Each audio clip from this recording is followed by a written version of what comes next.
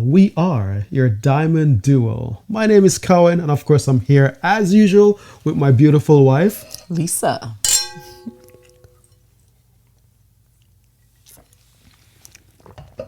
Today, we are diving into a topic that resonates with so many of us, mixed signals in relationships. Yes. Right? I mean, in this video, we are going to be focusing on communication strategies in a relationship. Check out our part 1 and part 2 of this 3-part series on mixed signals in a relationship. You know, we really break down how to understand the cause of mixed signals in a relationship in part 1 and recognizing the mixed signals in part 2. In this series, we'll be discussing communication strategies when dealing with mixed messages and provide you with practical relationship advice to help you to navigate through those uncertainties. We're talking about communication strategies, and that's what this is all about in this 3-part series. Okay, so beginning with open dialogue. Yeah. Right? Yeah. Open dialogue, it is such an essential thing when we are dealing with mixed messages. Because if you're not having clear, open dialogues, Yeah. then everything is left for your interpretation. Exactly. And we talked about that in part 2.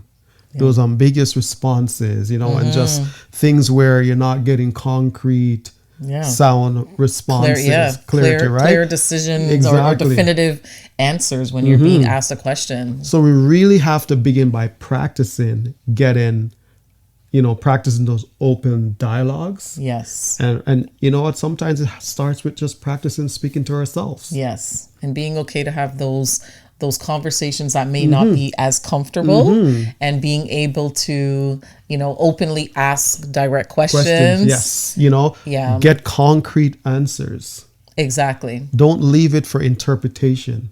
Exactly. You can't go with what was not said. Exactly. Things are to be said. Yes. And that open dialogue allows people to express themselves and it creates a safe space. Exactly. And that's the key. And it builds great intimacy in your relationship. Yeah, it does. Right? So don't take for granted open dialogue is essential whenever you're dealing with mixed signals. Exactly. This is why even if you think in work, right, a lot of times you have a meeting, but then they follow up in writing.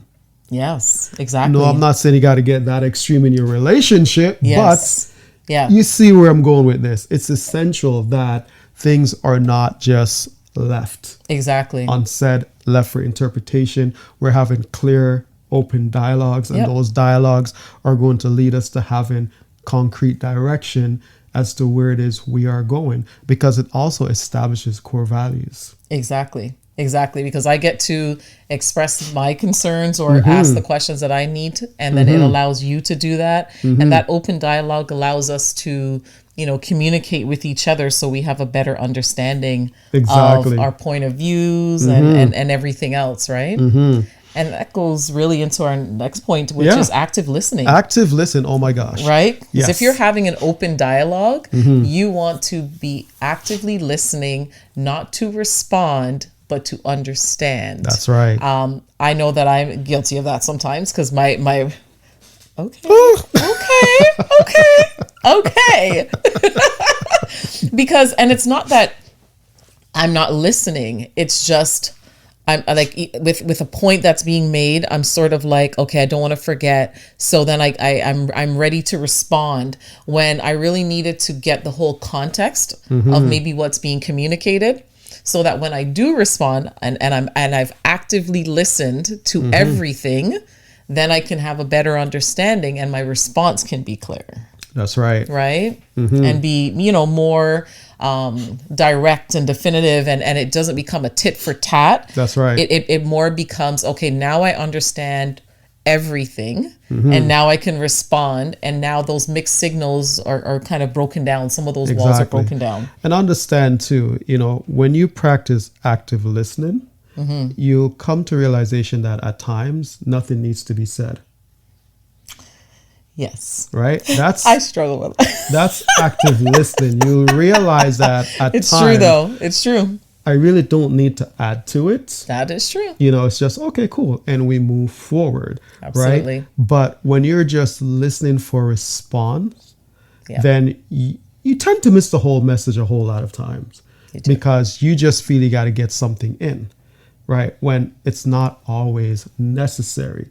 Yes. Right. So active listening is one that we have to practice, and that goes into everything. It sure does, and especially with somebody where that is provided that you have mixed signals with in a relationship, being able to actively listen to what they're saying will help you understand really what's going on. That's right. With what they're going through, why you're not getting clear signals, because they'll probably tell you in some way, even though they might avoid it, like we talked about different communication styles and things like that before, or how to recognize it, that sometimes they might be, vague or ambiguous in how they're responding. But that's part of the active listening, because when you hear the "we'll see" or "it'll work itself out," it'll, don't worry, or, it's "I want to be married," but yet the actions don't follow through. All of those things are part of the active listening. That if you're paying attention,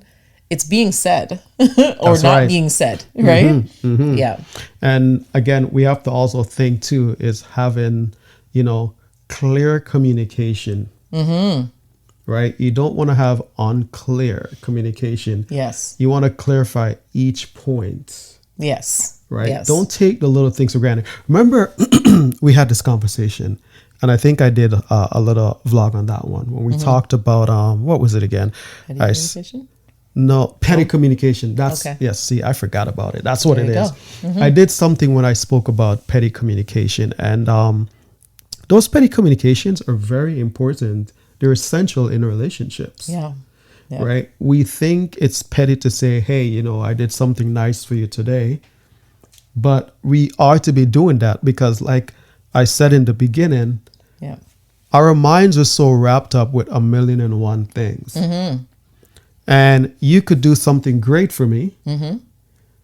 And I may miss it because I didn't recognize the effort was put out specifically for me. That's true. Right? Yep. So I may come in, oh, that looks great. Right? And I may reap the benefits of it, but not recognizing that, oh, that was a special effort made for me. So it's nice to have those petty communication to say, hey, I did this for you. Exactly.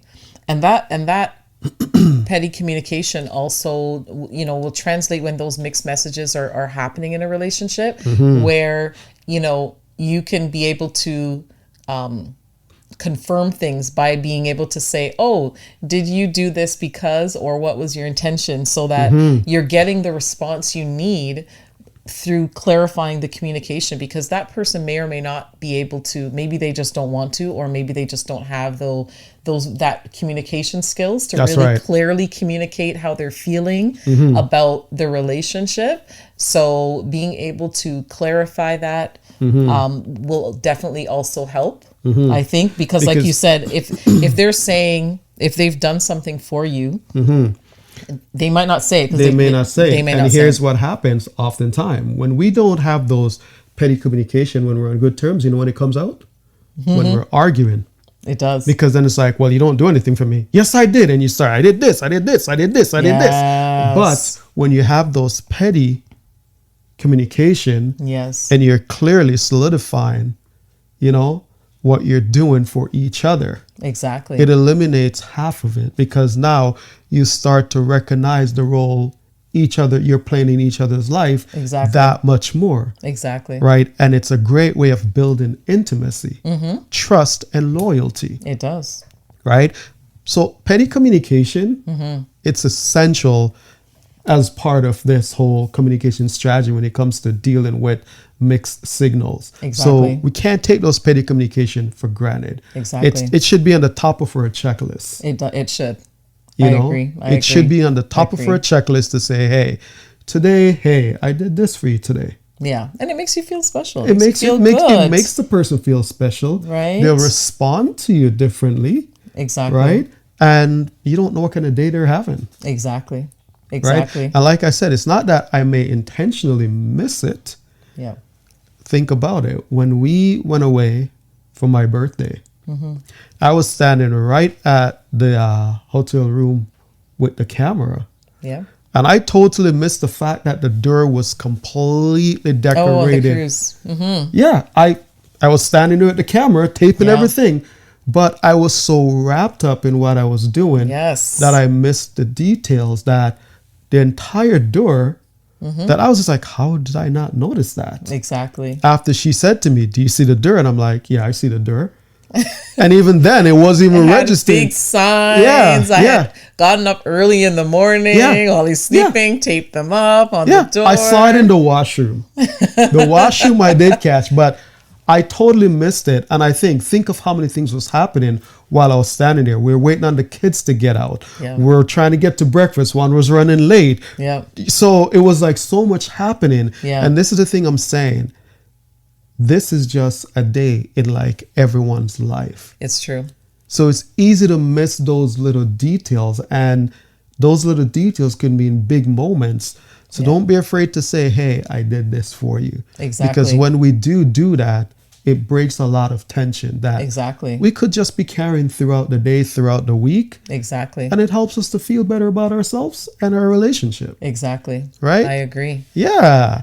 And then, go ahead. No, I was just going to say, and like setting clear boundaries is, I'm going to say, another one of the big communication strategies Yes. to help you navigate when you have mixed signals in a relationship, because being able to set clear boundaries of what your expectation is, what you want within that relationship in terms of communication, being able to say, I don't like when, you say that we're getting married, but I'm not seeing any actions behind that. That's right. Or maybe you are married already. And again, mixed signals where that person may not be communicating that, hey, I love you and I'm doing this for you, or I'm helping you with this. So they're not clearly communicating. So I think setting those boundaries of what you need in order to feel clear and secure in your relationship is really key. Yeah. So as we wrap up, just remember that navigating mixed signal in relationship is a journey, but armed with the right communication strategies